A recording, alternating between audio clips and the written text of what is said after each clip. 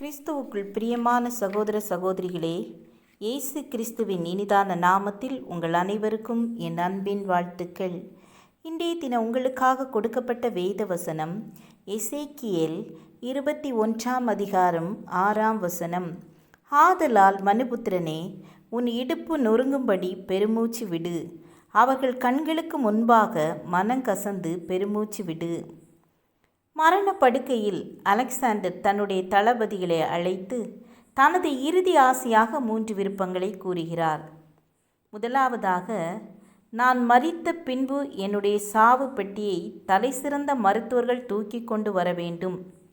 இரண்டாவதாக, நான் இதுவரை சேர்த்த பணம், தங்கம் மற்றும் விலை உயர்ந்த கற்கள் போன்றவற்றை என்னுடைய இறுதி ஊர்வலத்தின் பாதையிலே தூவிக்கொண்டே செல்ல வேண்டும்.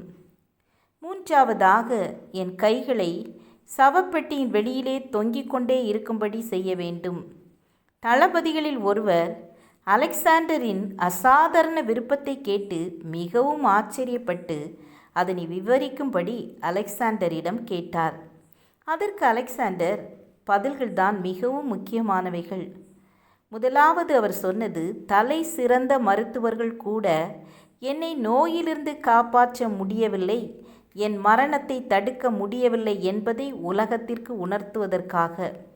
இரண்டாவது அவர் சொன்னது, நான் இந்த பூமியில் சேர்த்த மற்றும் கைப்பற்றிய பொருட்கள் பூமிக்கு சொந்தமானவை என்பதை தெரியப்படுத்துவதற்காக.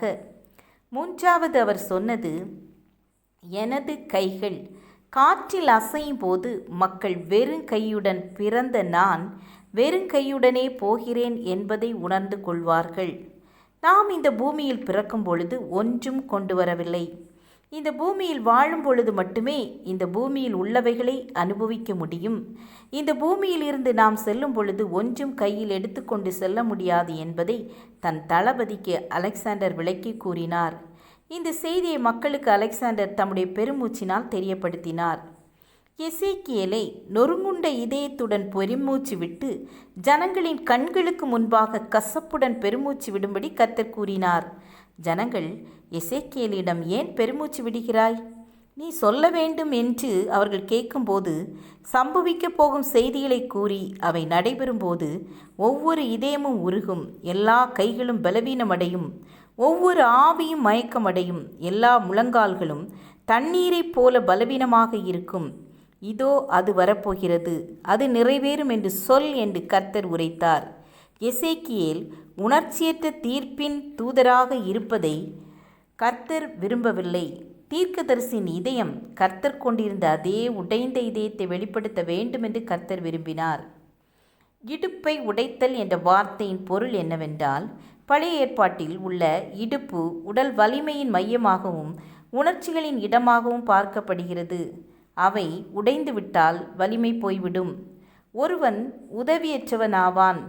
உணர்ச்சிகள் உடைந்துவிட்டன என்று பொருள்.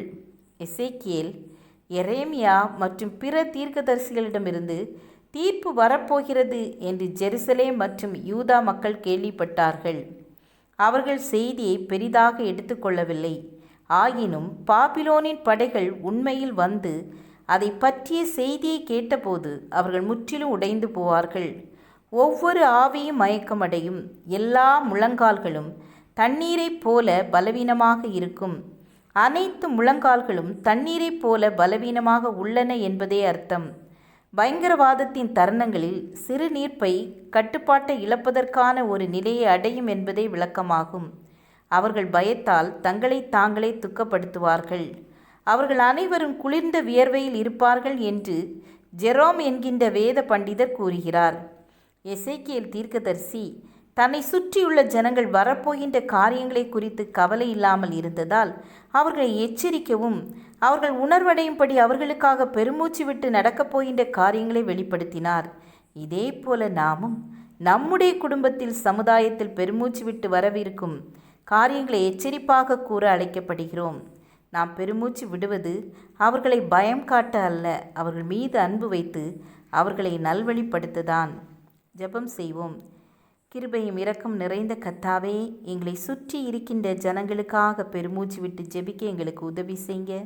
விண்ணப்பத்தின் ஆவியானவரே, நீங்கள் எங்களுக்கு உதவி செய்யுங்க. இயேசுவின் நாமத்தில் பிதாவே, ஆமேன் ஆமேன். God bless you.